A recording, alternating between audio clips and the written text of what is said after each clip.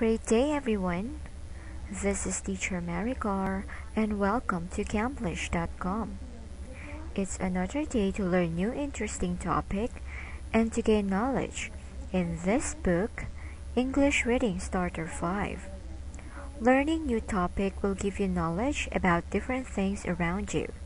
So, join me in exploring English. Are you ready? Let's start. Today, we will discuss another topic under social studies. We will study Unit 14.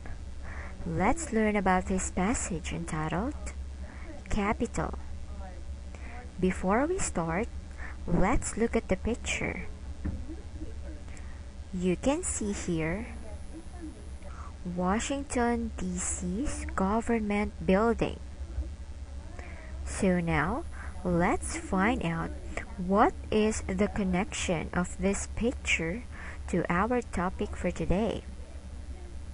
I will read it for you, but first, I will read it slowly so you can get the correct pronunciation of the words here. And after that, you can join me in reading it again. So listen very carefully. Alright, I will start now. The capital of a country is the city where its government meets. The capital of the USA is not New York City, but Washington, D.C. Washington, D.C. is much smaller than New York in population and size. But the capital of the USA is Washington, D.C. What about China? It is not Shanghai, but Beijing. What about Japan? Japan's old capital was Kyoto. However, Japan's current capital is Tokyo.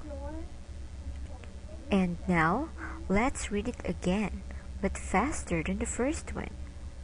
Let's begin. The capital of a country is the city where its government meets. The capital of the USA is not New York City, but Washington, D.C. Washington, D.C. is much smaller than New York in population and size. But the capital of the USA is Washington, D.C. What about China? It is not Shanghai, but Beijing. What about Japan? Japan's old capital was Kyoto. However, Japan's current capital is Tokyo. Alright, I hope that you got the correct pronunciation of the words. If you have some time, try to read it again to enhance your ability in reading and speaking. So after reading the passage, let's have an activity here and let's answer it together. Let's do select true or false. In this part, we will find out if the sentence is true or false. It is true if the sentence is correct according to passage and false if not. So let's start in number 1. New York is the capital of Japan. Is it true or false? The answer is yes, it's false. Because Japan's current capital is Tokyo, not New York. How about number 2? The capital is the city where government meets. Is it true or false? The answer is you got it right. It's true.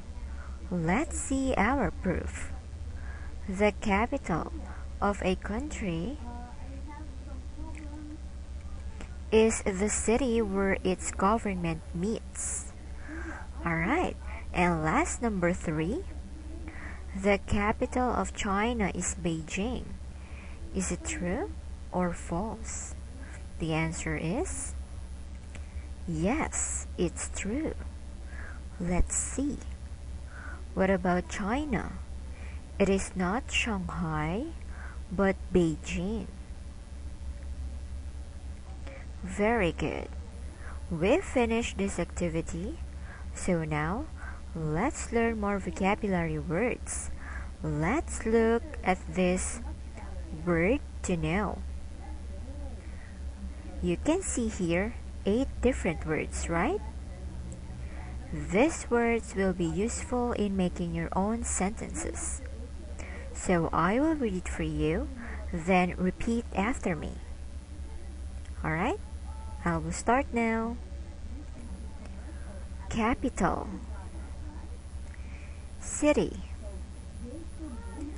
government, meat, population, size, China, and the last word, Japan. Alright, now let's move on to more to know. In this part, we will find out the use of this word, current, as well as the meaning in English. Before we find out the meaning, let's look at the examples given. Let's start on the first one. The current school president is Mr. Lee. Next, Kelly's current house is in Miami. From those examples, we can get the meaning of the words from the way it was used.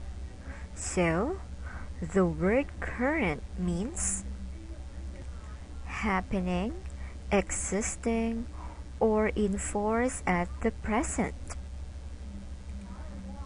Good! Alright, so this is the end of our lesson for today. I hope that you learned a lot. So, if you want to learn more and want to develop your English skills, you are welcome to visit Camplish.com. Again, this is Teacher Mary Carr, and see you in our next video. Bye!